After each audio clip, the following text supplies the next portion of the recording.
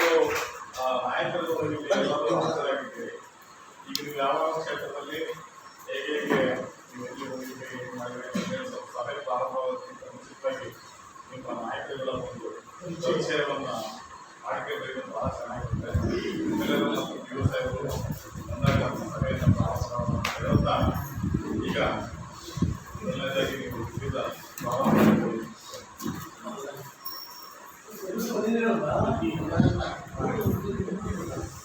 ನಮಗೆ ಎಲ್ಲ ಸ್ನೇಹಿತರಿಗೂ ಹಾಗೂ ಎಲ್ಲ ಪೋಷಕ ಮಿತ್ರರಿಗೂ ಹಾಗೂ ಎಲ್ಲ ಕನ್ನಡ ಸಂಘಟನೆಗಳು, ಎಲ್ಲ DSS ಸಂಘಟನೆಗಳು ಹಾಗೂ ಹಲವಾರು ಸಂಘಟನೆ ಎಲ್ಲ ಮುಖಂಡರಿಗೂ ಒಂದು ಶುಭಾಶಯಗಳನ್ನು ಹೇಳ್ತಾ ಎಲ್ಲರಿಗೂ ಸ್ವಾಗತವನ್ನು ಬಯಸ್ತಾ ಈ ಒಂದು ಸಮಾರಂಭಕ್ಕೆ ನಮ್ಮ ಶಾಲೆಯ ಎಲ್ಲರೂ ಬಂದಿರೋಕ್ಕೆ ತುಂಬ ಧನ್ಯವಾದಗಳನ್ನು ಅರ್ಪಿಸ್ತಾ, ಹಾಗೆ ಈ ಶಾಲೆಯ ಶಾಲಾ ಅಭಿವೃದ್ಧಿ ಸಮಿತಿಯ ಅಧ್ಯಕ್ಷನಾಗಿ ಕರಿಬಸಪ್ಪ DMC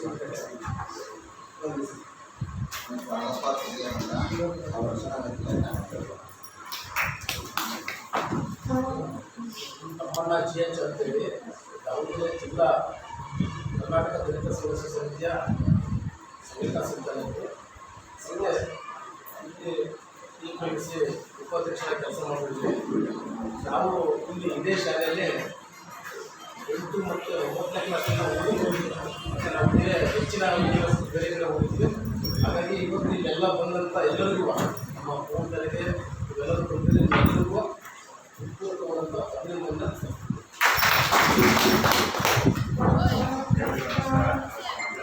ಅಲ್ಲ ಫ್ಯಾನ್ ಸ್ವಲ್ಪ ಕಡಿಮೆ ಮಾಡಿ ಸರ್. ಅದು ಸರ್ ಚೆನ್ನಾಗಿ ಫ್ಯಾನ್ ಕಡಿಮೆ ಮಾಡಿ.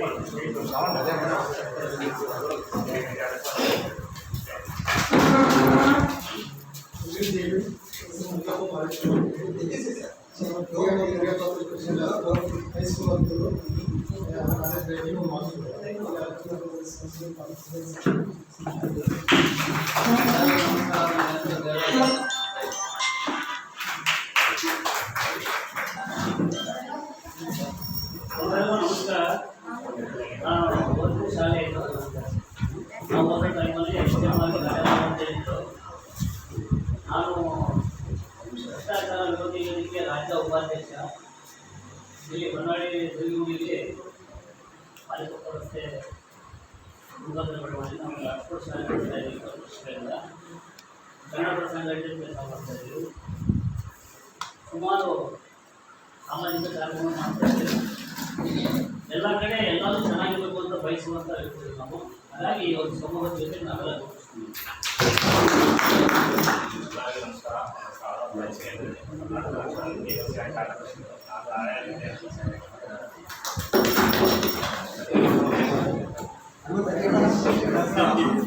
ಹನುಮಂತಪ್ಪ ಸ್ವರ್ಪನಾಥ್ ಅಂತೇಳಿ ನಾನು ಭ್ರಷ್ಟಾಚಾರ ವಿರೋಧಿ ವೇದಿಕೆ ರಾಜ್ಯ ಕಾರ್ಯದರ್ಶಿಯಾಗಿ ಕೆಲಸ ಮಾಡ್ತಾ ಇದ್ದೀನಿ. ಮತ್ತು ಸಮಾಜ ಸೇವೆ ಮಾಡ್ತಾ ಇದ್ದೇನೆ.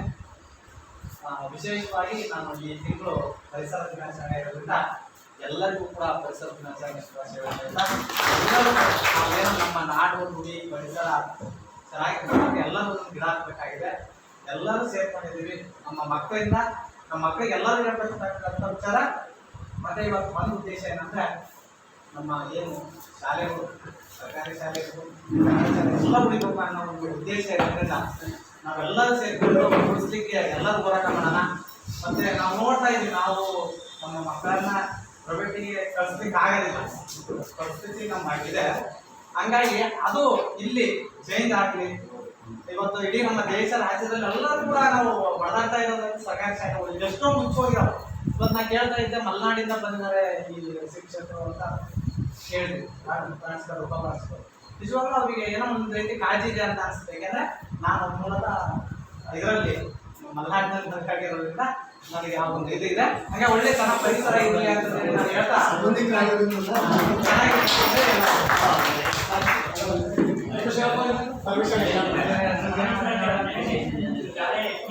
ಸದಸ್ಯನಾಗಿ ಮತ್ತು ಈ ಶಾಲೆಗೆ ನಮ್ಮ ವೈಯಕ್ತಿಕವಾಗಿ ಏನೋ ಮೂಲಕತೆಗಳನ್ನು ನಿರ್ವಹಿಸಿಕೊಂಡು ಹೋಗ್ತಾ ಇದ್ದೀನಿ ಅಂತ ಹೇಳ್ತಾ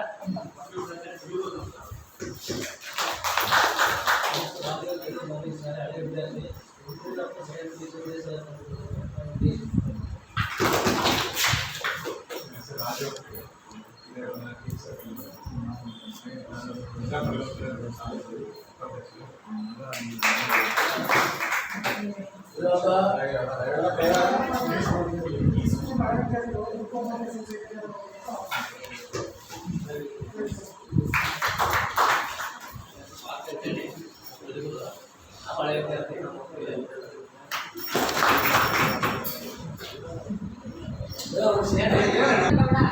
ದೇವರಲ್ಲ ನಮ್ಮ ಮಂಗಳೂರು ಸೈಡ್. ಬಟ್ ನಾವು ಇಲ್ಲಿ ಇರೋದು ನಮ್ಮ ತಂದೆ ತಾಯಿ ಇಬ್ಬರು ವಾಸವಾಗಿಂದ ನಾವು ಇಲ್ಲೇ ಇದ್ದೀವಿ. ಇಲ್ಲಿ ನನ್ನ ಮಕ್ಕಳನ್ನು ಹಾಕಿದ್ದೆ. ಆ್ಯಕ್ಚುಲಿ ನಾವು 2003ರಿಂದ 2007 ಸೆಕೆಂಡ್ ಇಯರ್ ತನಕ ನಾವು ಇಲ್ಲೇ ವಿದ್ಯಾಭ್ಯಾಸ ಮಾಡಿದ್ದೀವಿ ಈ ಸ್ಕೂಲಿಗೆ ಸಂಬಂಧಪಟ್ಟಂಗೆ. ಹಾಗೆ ಉನ್ನತ ಶಿಕ್ಷಣ ಸಿಗುತ್ತೆ ಅನ್ನೋದಕ್ಕೋಸ್ಕರ ನಮ್ಮ ಮಕ್ಕಳಿಗೂ ಅಡ್ಮಿಷನ್ ಮಾಡಿದ್ದೀವಿ. ಕೆಲವೊಂದು ಲೋಪದೋಷಗಳು ಇಲ್ಲಿದ್ದಾವೆ, ಅದ್ರ ಬಗ್ಗೆ ದನಿ ಎತ್ತಿನೂ ಮಾತಾಡಿದ್ದೀವಿ. ಆ ಲೋಪದೋಷಗಳು ಯಾವುದು ತೊಲಗ್ತಾ ಇಲ್ಲ, ಅದಕ್ಕೋಸ್ಕರನೇ ಇನ್ನೂ ಲೋಪದೋಷಗಳು ತೊಲಗದು ಯಾವಾಗ ಅಂತ ನಾವು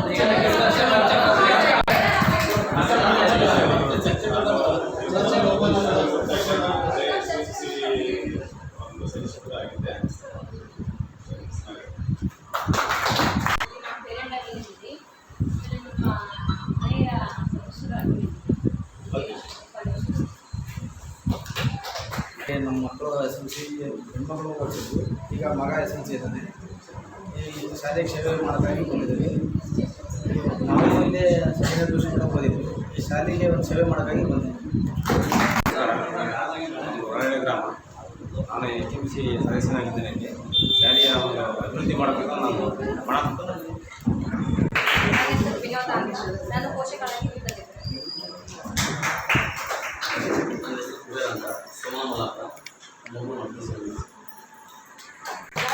ಇಲ್ಲೇ ಓದ್ತಾ ಇರೋದು. ನಾವು ಓದ್ತಾ ಇದ್ದೇವೆ, ಓದಿದ್ದು ಇಲ್ಲೇ.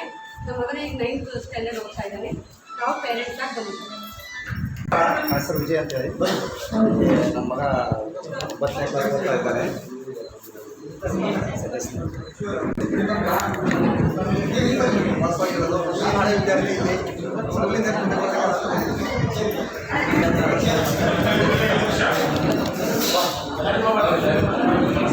ಅಲ್ಲ, ಮಾತಾಡೋದು ಕೇಳಲ್ಲ, ಸ್ವಲ್ಪ ಸೈಲೆಂಟ್ ಆಗಿ.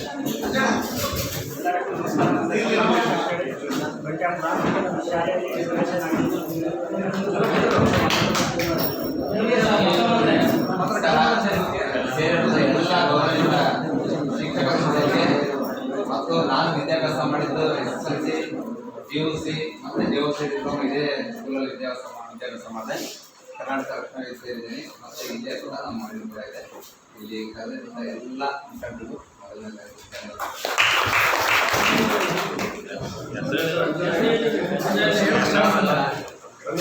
ಅಂತೇಳಿ ನಾನು ಪ್ರಜಾ ಸಂಬಂಧ ಕಾರ್ಯಾಧ್ಯಕ್ಷರಾಗಿದ್ದೆ. ಪುನಃ ನಾನು ಈ ಶಾಲೆಯಲ್ಲಿ ವಿದ್ಯಾಭ್ಯಾಸ ಮಾಡಿ ಮುಂದಿನ ದಿನಗಳಲ್ಲಿ ಹೋಗಿ ಶಾಲೆಗಳಿಗೆ ಭಾರಿ ಗೌರವ ಇದೆ.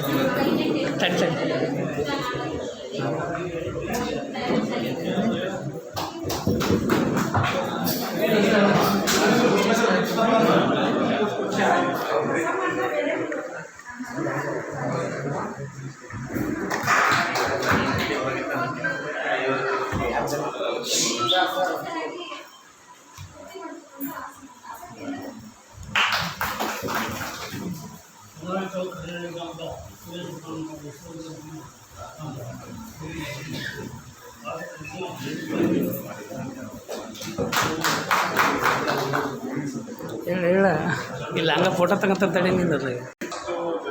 ಈ ಶಾಲೆಯಲ್ಲಿ ಶಾಲೆಯ ಹಳೆ ವಿದ್ಯಾರ್ಥಿಗಳು ಎಲ್ಲರಿಗೂ ಮಾಡ್ತಾ ಇದ್ದೇನೆ. SMC ಅಧ್ಯಕ್ಷರು ಉಪಾಧ್ಯಕ್ಷರಾಗಿರ್ತಕ್ಕಂಥ ಉಷಾ ಅವರಿಗೆ ಅಕ್ಷತಾ, ಅಶ್ವಿನಿ, ಗೋಪಾಲ್ ವೀರಪ್ಪ, ಲೋಕೇಶ್ವರಪ್ಪ ಮತ್ತೆ ರತ್ನಾಕರ್ ಪರಮೇಶ್ವರ ನಾಯಕ್ ಪರಮೇಶ್ವರಾಚಾರ್ಯ ಇಷ್ಟು ಎಲ್ಲ ಎಸ್ಡಿಎಂಸಿ ಸದಸ್ಯರು ಮತ್ತು ವಿಶೇಷ ಅಂತಂದ್ರೆ 9 ಜನರು ಸಹಿತ ನಮ್ಮ ಶಾಲೆಗೆ ಹಾಜರಾಗಿದ್ದಾರೆ. ಸ್ವಾಗತವನ್ನು ಬಯಸ್ತಾ ಇದ್ದಾರೆ. CS ತಮ್ಮಣ್ಣ ಜಿಲ್ಲಾ DSS ತಂಡದ ಅಧ್ಯಕ್ಷರು ಹಾಗೂ ಹೋರಾಟಗಾರರು ಸಭೆಯಲ್ಲಿ ಮತ್ತು ಈ ಶಾಲೆಯ ಹಳೆಯ ವಿದ್ಯಾರ್ಥಿ ಹಾಗೂ ಪೂರ್ವವಾಗಿರ್ತಕ್ಕಂಥ ಸ್ವಾಗತವನ್ನು ಬಯಸ್ತಾ ಇದ್ದಾರೆ. ರಾಜು ಕರಗಣ್ಣ ಅವರಿಗೂ ಸಹಿತ ರಾಜ್ಯ ಭ್ರಷ್ಟಾಚಾರ ನಿರ್ಮೂಲನಾ ವೇದಿಕೆಯ ಉಪಾಧ್ಯಕ್ಷರು ಅವರಿಗೂ ಸಹಿತ ಪೂರ್ವ ಸ್ವಾಗತವನ್ನು ಬಯಸ್ತಾರೆ. ಕೆಲವರು ಹೇಳ್ತಿರ ಪ್ರಕಾರ ಹೆಸರು ಬರ್ತಾ ಒಂದು ಸ್ವಲ್ಪ ಹೆಸರು ಬೇರೆ ಅಳದಪ್ಪ ಅವರಿಗೆ ಸಹಿತ ಸ್ವಾಗತವನ್ನು ಬಯಸ್ತಾರೆ. ರಾಜು ಅವರಿಗೆ ಸ್ವಾಗತವನ್ನು ಬಯಸ್ತಾರೆ. ಆಮೇಲೆ ಮಂಜು ಕರ್ವೆ ಅವರಿಗೆ ಮಂಜು ಮಾರಿಕಪ್ಪ ಅವರಿಗೂ ಸಹಿತ ಮತ್ತೆ ದೇವು ಇವರಿಗೂ ಸಹಿತ ಸ್ವಾಗತವನ್ನು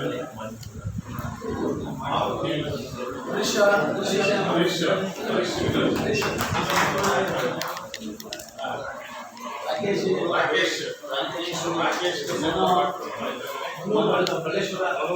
ಒಳ್ಳೆಶ್ವರ ಅವರು ಸಹಿತ ನಾಗರಾಜ್ ನಾಯ್ಕ ಆಶಾ ಕೂಡ ಮತ್ತು ಶೀಲಾ ಇವರಿಗೂ ಸಹಿತ ಸ್ವಾಗತವನ್ನು ಮಾಡ್ತಾ ಇದ್ದಾರೆ. ಹಾಗೆ ಅವರಿಗೂ ಸಹಿತ ಸ್ವಾಗತವನ್ನು ಬಯಸ್ತಾ ಇದ್ದಾರೆ. ಶ್ರೀನಿವಾಸ್ ದರವೆ ಮತ್ತು ಈ ಶಾಲೆಯ ಹಳೆಯ ವಿದ್ಯಾರ್ಥಿ ಅವರಿಗೂ ಸಹಿತ ಸ್ವಾಗತವನ್ನು ಬಯಸ್ತಾ ಇದ್ದಾರೆ. ಅರ್ಜುನ್ ನಾಯ್ಕ ಬ್ರದರ್ಸ್ ಸಮಾಜ ಕಾರ್ಯಾಧ್ಯಕ್ಷರು ಅವರಿಗೂ ಸಹಿತ ಸ್ವಾಗತವನ್ನು ಬಯಸ್ತಾ ಇದ್ದಾರೆ.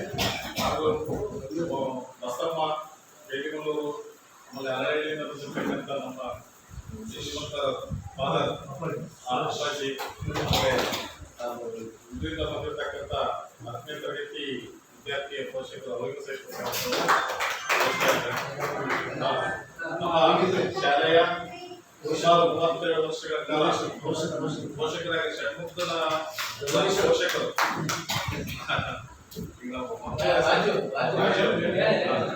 ರಾಜು ಬೇರೆ ಪ್ರಜಾಪ್ರಭುತ್ವ ವೇದಿಕೆಯ ತಾಲೂಕು ಉಪಾಧ್ಯಕ್ಷರು ಅವರಿಗೆ ಸಹಿತ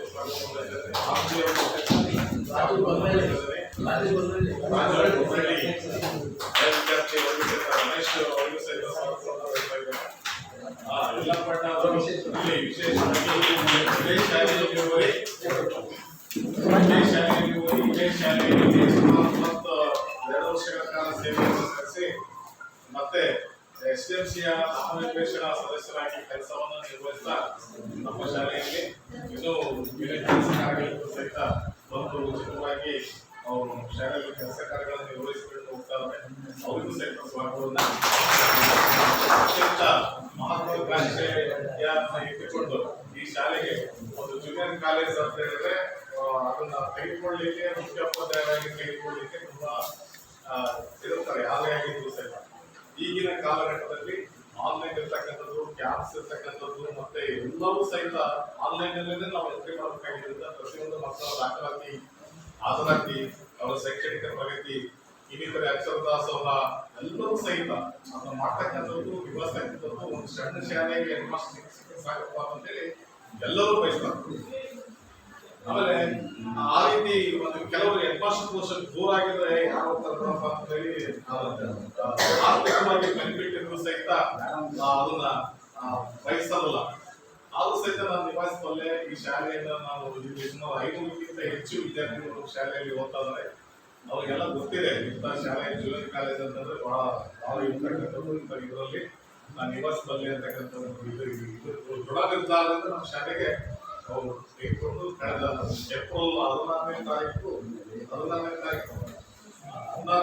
ನಮ್ಮ ಶಾಲೆಗೆ ಉಪ ಪ್ರಾಂಶುಪಾಲರಾಗಿ ನಮ್ಮ ಶಾಲೆಗೆ ಭರ್ತಿ ಹೊಂದಿ ಕರ್ತವ್ಯವನ್ನು ನಿರ್ವಹಿಸಿಕೊಳ್ತಾ ಬಂದರೆ ಅವರಿಗೂ ಸಹಿತ ವಿಜಯಕುಮಾರ್ ನಿಮ್ಮ ಹೆಸರು ಮತ್ತೆ ಇಲ್ಲೇ ಮಾಡ್ತಾ ರೇಖಾ ಅವ್ರಿಗೂ ಸಹಿತ ಸ್ವಾಗತವನ್ನ ಬಯಸ್ತಾ ಇದ್ದಾರೆ.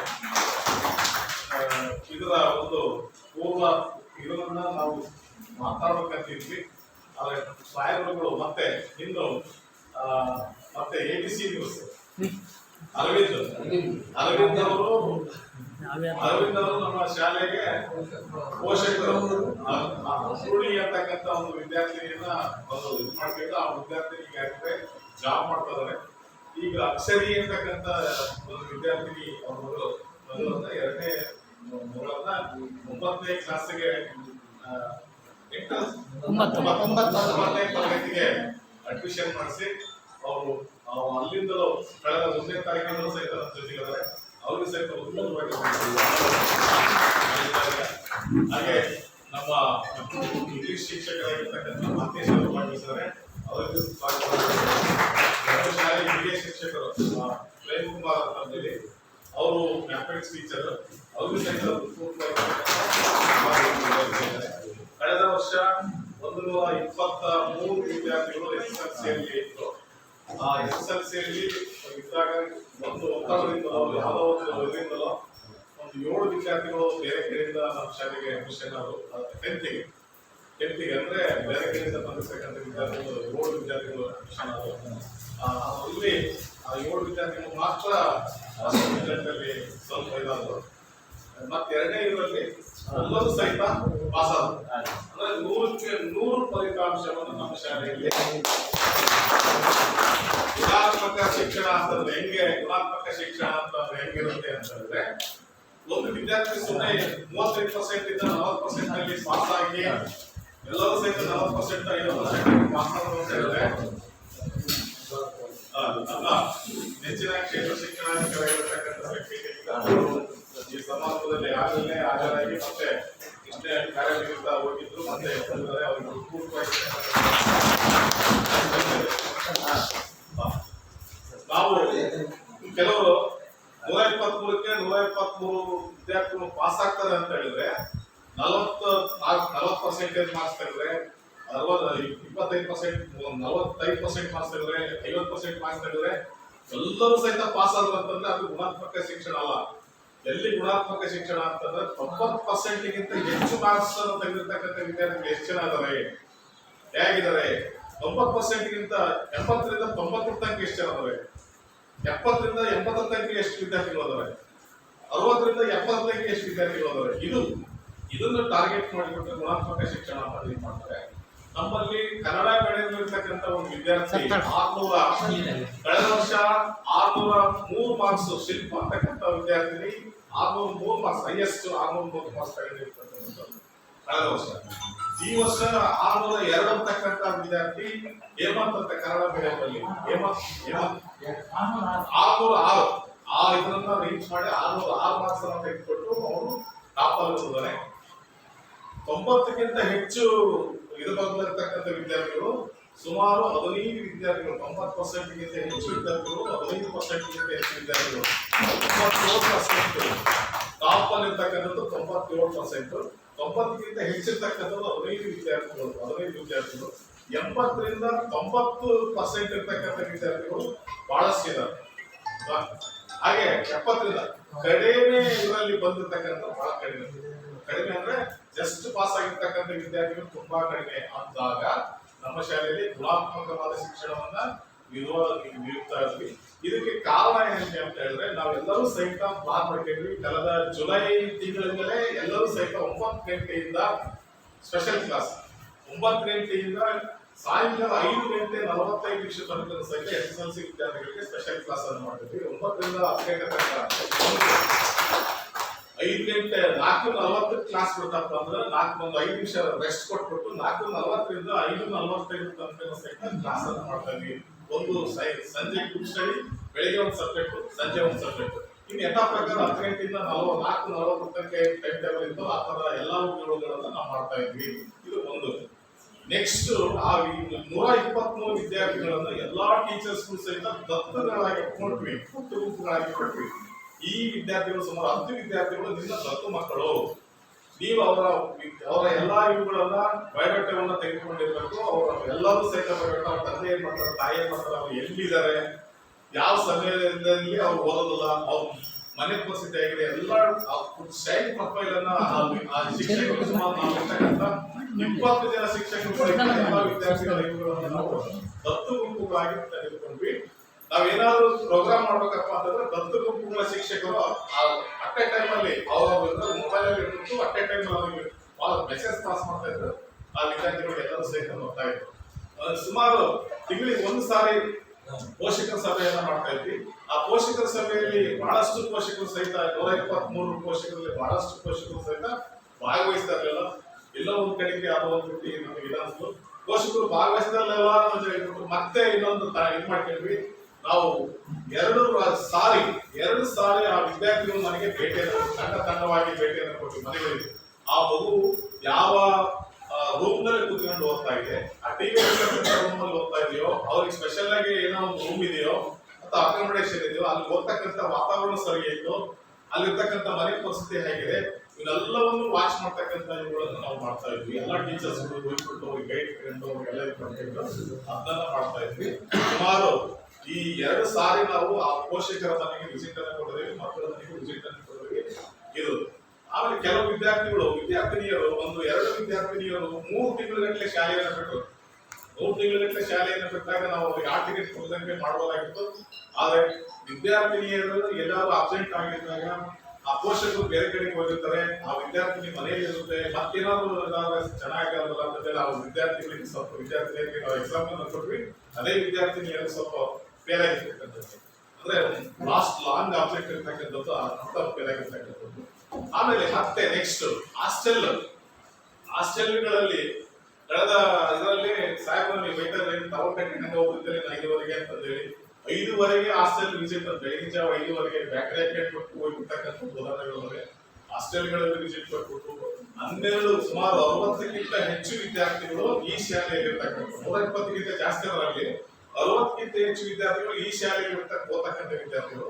ಅದರಲ್ಲಿ 12 ವಿದ್ಯಾರ್ಥಿಗಳು SSLC ಓದ್ತಕ್ಕಂಥ ವಿದ್ಯಾರ್ಥಿಗಳು. ಅದರಲ್ಲಿ ಒಂದೊಂದು ಟೈಮಲ್ಲಿ 6 ಜನ ಇರ್ತಿದ್ರು, 8 ಜನ ಇರ್ತಿದ್ರು, 4 ಜನ ಇರ್ತಿದ್ರು. ಅವಾಗೆಲ್ಲ ಪೋಷಕರಿಗೆಲ್ಲ ಚೆಕ್ ಮಾಡಬೇಕು, ಅದನ್ನ ಏನೇನಿದೆ ಅಂತ ಹೇಳಿ ಅದನ್ನ ಚೆಕ್ ಮಾಡ್ತಾ ಇದ್ವಿ. ಹಾಸ್ಟೆಲ್ ವಿಸಿಟ್ ಮಾಡ್ತಾ ಇದ್ವಿ. ಆಮೇಲೆ ಎಲ್ಲಾ ಟೀಚರ್ಸ್ ಯಾವ್ದೇ ಪ್ರಿಪರೇಟರಿ ಎಕ್ಸಾಮ್ ಅಲ್ಲಿ ಯಾವ್ಯಾವ ಸಬ್ಜೆಕ್ಟ್ ಇತ್ತು ಆ ಸಬ್ಜೆಕ್ಟ್ ಅಟ್ಲೀಸ್ಟ್ ಅವ್ರು ಓದ್ಲಿ ಅಂತ ಹೇಳಿ ಪ್ರಿಪರೇಟರಿ ಎಕ್ಸಾಮ್ ಇದು ಮಾಡ್ತಕ್ಕಂಥ ಹಾಸ್ಟೆಲ್ ಸಹಿತ ವಿಸಿಟ್ ಅನ್ನು ಮಾಡ್ತಾ ಇದ್ವಿ. ಆಮೇಲೆ ಈ ವರ್ಷ ಏನು ಅಂತಂದ್ರೆ ವಿಶೇಷವಾಗಿ ಬ್ಲೂ ಪ್ರಿಂಟ್ ಸಿಗ್ತದೆ. ಬ್ಲೂ ಪ್ರಿಂಟ್ ಅಂತಂದ್ರೆ ಈ ಪಾಠದಲ್ಲಿ 1 ಮಾರ್ಕ್ಸ್ ಇಷ್ಟು ಪ್ರಶ್ನೆಗಳನ್ನು ಕೇಳ್ತೇವೆ, 4 ಮಾರ್ಕ್ಸ್ ಇಷ್ಟು ಪ್ರಶ್ನೆಗಳನ್ನು ಕೇಳ್ತೇವೆ, 3 ಮಾರ್ಕ್ಸ್ ಇಷ್ಟು ಪ್ರಶ್ನೆಗಳನ್ನು ಕೇಳ್ತೇವೆ ಅಂತ ಹೇಳಿ ಬ್ಲೂ ಪ್ರಿಂಟ್ ಬಿಟ್ಟರು. ಬ್ಲೂ ಪ್ರಿಂಟ್ ಬಿಟ್ಟು ಆದ್ಮೇಲೆ 4 ಮಾಡೆಲ್ ಕ್ವಶನ್ ಪೇಪರ್ ಅನ್ನ ಬಿಟ್ಟರು. 4 model question paper with answer ಬಿಟ್ಟರು. ಆ 4 ಮಾಡೆಲ್ ಕ್ವಶನ್ ಪೇಪರ್ ಒಂದೇ ಪಾಠದಲ್ಲಿ 4 ಕ್ವಶನ್ಗಳು ಅಂತಂದ್ರೆ ಆ 4 ಕ್ವಶನ್ಗಳಿಗೆ ಉತ್ತರಗಳನ್ನ ಬಿಟ್ಟರು. ಇದನ್ನು ಪ್ರಾಕ್ಟೀಸ್ ಮಾಡಿಸ್ರಿ ಅಂತ ಹೇಳಿ ಮಾನ್ಯ ಆಯುಕ್ತರು ನಮಗೆ ಹೇಳಿ ಇದರಲ್ಲೇ ಬರ್ತಕ್ಕಂಥದ್ದು. ಅದಾದ್ಮೇಲೆ ಮತ್ತೆ 3 ಪ್ರಿಪರೇಟರಿ 4 ಮಾಡೆಲ್ ಕ್ವಶನ್ ಪೇಪರ್ ಮತ್ತು 3 ಪ್ರಿಪರೇಟರಿ ಇರ್ತಕ್ಕಂಥ ಕ್ವಶನ್ಸ್ ಅಷ್ಟು ಅನಾಲಿಸಿಸ್ ಮಾಡಿಬಿಟ್ಟು ನೋಟ್ಸ್ ಗಳನ್ನ ರೆಡಿ ಮಾಡಿ ಬಹಳ ಟಾಪ್ ಅಲ್ಲಿ ಇರ್ತಕ್ಕಂಥ ವಿದ್ಯಾರ್ಥಿಗಳನ್ನ ಗುಂಪುಗಳನ್ನ ಮಾಡ್ತಾರೆ. ಯಾಕೆ ಅಂತ ಹೇಳಿದ್ರೆ ಟಾಪ್ ಅಲ್ಲಿ ಇರ್ತಕ್ಕಂಥ 4ಕ್ಕಿಂತ ಹೆಚ್ಚು ತೆಗೆದುಕೊಳ್ತಕ್ಕಂಥ ವಿದ್ಯಾರ್ಥಿ ಅವನಿಗೆ ಸ್ಲೋ ಲರ್ನರ್ ಹತ್ರ ಕುದಿಸಿದ್ರೆ ಅವ್ನಿಗೆ ಇಷ್ಟೇ ಕತ್ರ ಸಾಕಂತಂದ್ರೆ ಅವ್ನು ನೆಗ್ಲೆಕ್ಟ್ ಆಗ್ಬಿಡ್ತಾನೆ. ಹಾಗಾಗ್ಬಿಟ್ಟು ಟಾಪ್ ಅಲ್ಲಿ ಇರ್ತಕ್ಕಂಥದನ್ನ ಮತ್ತೆ ಗುಂಪುಗಳನ್ನ ಮಾಡಿಬಿಟ್ಟು ಇದು ನೀನು ಇಷ್ಟು ಓದಬೇಕು ಸಂಪೂರ್ಣವಾಗಿ ಒಂದೇ ವ್ಯಕ್ತಿಗಳನ್ನ ನಾವು ಇದು ಮಾಡ್ತಾ ಇದ್ದೀವಿ. ಲಾಸ್ಟ್ ಇರ್ತಕ್ಕಂಥ ವಿದ್ಯಾರ್ಥಿಗೆ ಇಷ್ಟಾದ್ರೂ ನೀನು ಓದ್ಬೇಕು, ಇಷ್ಟಾದ್ರೂ ನೀನು ತೆಗೆದುಕೊಂಡಂತ ಗುಂಪುಗಳನ್ನ ಮಾಡಿ ನಾವು ಇಷ್ಟು 100ಕ್ಕೆ 100% ನಾವು ರಿಸಲ್ಟ್ ಅನ್ನ ತೆಗೆದುಕೊಂಡಿದ್ದೀವಿ. ನಮ್ಮ ಇದಕ್ಕೆ ಕಾರಣಕರ್ತರಾಗಿರ್ತಕ್ಕಂಥ ಸಾಹೇಬರು ಸ್ವಲ್ಪ ನಿರ್ಧರಿಸುತ್ತೆ, ಅವ್ರಿಗೆಲ್ಲರೂ ಗೊತ್ತಿದೆ ನಾವೇನು ಕೆಲಸ ಮಾಡಿದ್ವಿ ಅಂತ ಗೊತ್ತಿದೆ. ಸ್ವಲ್ಪ ನೀವೆಲ್ಲರೂ ಸಹಿತ ಏನ್ ಮಾಡಿದೇವೆ ಅಂತ ಹೇಳಿ ಸ್ವಲ್ಪ ಬ್ರೀಫ್ ಆಗಿ ನಿಮಗೆ ತಲುಪಿಸ್ತಾ ಇನ್ನು ಹೆಚ್ಚಿನ ಮಾಹಿತಿ ನಮ್ಮೆಲ್ಲ ಶಿಕ್ಷಕರಿಗೆ 100% ಬಂದು ತೆಗೆದುಕೊಂಡು ಕಾರಣಕರ್ತರಾಗಿರ್ತಕ್ಕಂಥ ಎಲ್ಲಾ ಶಿಕ್ಷಕರಿಗೆ ಅಭಿನಂದನೆಯನ್ನು ಸಲ್ಲಿಸಿ ಮುಂದಿನ ಚರ್ಚೆಗೆ